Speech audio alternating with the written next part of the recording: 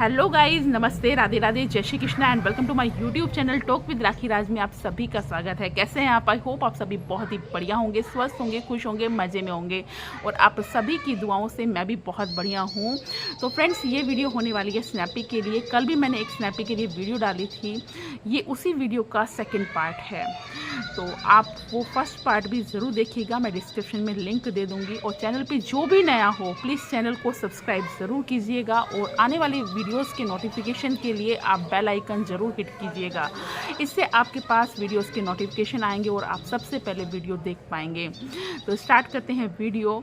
तो परसों डाली थी स्नैपी ने वीडियो, काफ़ी परेशान थी, काफ़ी रो रही थी, अपने हेयर कट कर रही थी और उसके इमोशंस के साथ उसके कैमरे की डायरेक्शन भी चेंज हो रही थी और हल्का हल्का म्यूज़िक भी बज रहा था और अपने आप को वो डिप्रेशन में बता रही थी। तो उन्हीं की बात को मानते हुए हम मान लेते हैं वो डिप्रेशन में है, क्योंकि भाई परिवार का साथ छूट गया है। वो खुद कहती हैं कि परिवार में उनको रहने की आदत है और उनकी मम्मी पापा भाई और भाभी भतीजे वगैरह सब उनके घर रहते थे, आते थे, जाते थे।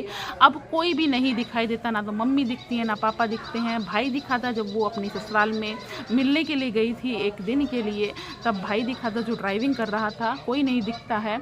तो मैं ये कहना चाहूँगी, अगर सच में आप डिप्रेशन में हैं तो आप अपने परिवार का सपोर्ट क्यों नहीं लेती, अपने घर क्यों नहीं जाती, अपने घर वालों को अपने पास क्यों नहीं रखती हैं? अब आपको क्या परेशानी है? क्या घर वालों से कोई झगड़ा हो गया है इसीलिए आप डिप्रेशन में चली गई हैं? क्या दिक्कत है? आप गाँव में जा सकती हैं। अगर आपको कोई परेशानी है, कोई भी दिक्कत है, अपने गाँव जा सकती हैं, घर में घर रह सकती हैं, उनको अपने पास बुला सकती हैं, उनके साथ रह सकती हैं, क्योंकि अपने मन की बात को अपने किसी नज़दीकी से बोलने से मन का जो बोझ होता है वो कम हो जाता है, दुख हल्का हो जाता है। अगर आपको सच में कोई दुख है, परेशानी है तो प्लीज़ ऐसा ज़रूर कीजिएगा।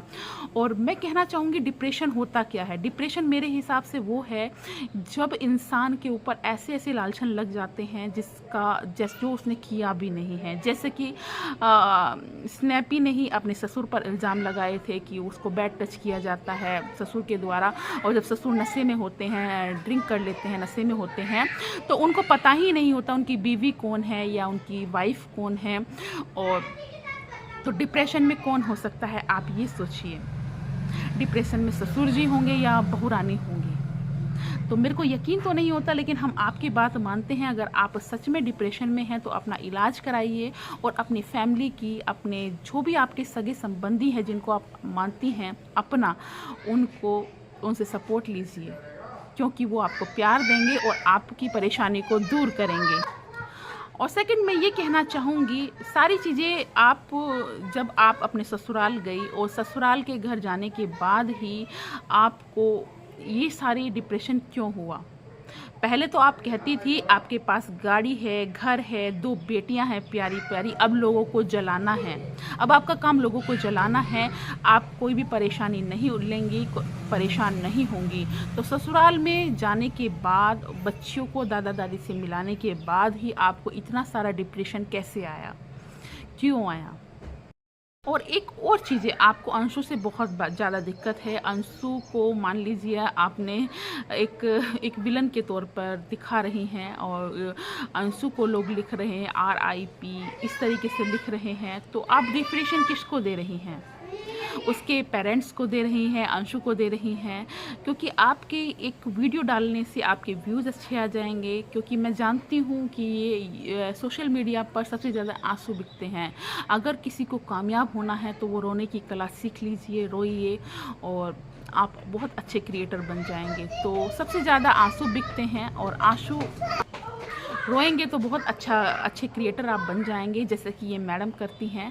जब भी इनके व्यूज़ डाउन होते हैं तो ये इस तरह की वीडियोस लेकर आती हैं और लोगों को, जो इनके अंधभक्त हैं, उनको रिझाने की कोशिश करती हैं और वो रीझ भी जाते हैं।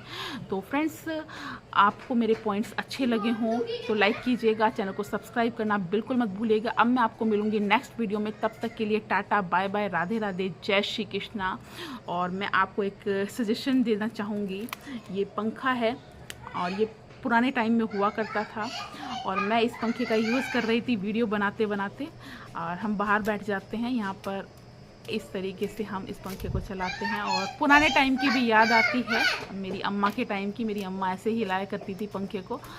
और ये बहुत हेल्पफुल है। कहीं भी बैठ जाओ, पार्क में जा रहे हैं, मैं दे रही हूँ अभी, और ये कहीं भी बैठ जाते हैं, पार्क में चले जाएं बच्चों को लेकर, तो ये बहुत ही हेल्पफुल है गर्मी के मौसम में, मेरे को लगता है। नमस्ते कर दो बेटा सबको। नमस्ते everyone, bye bye, tata. Tata.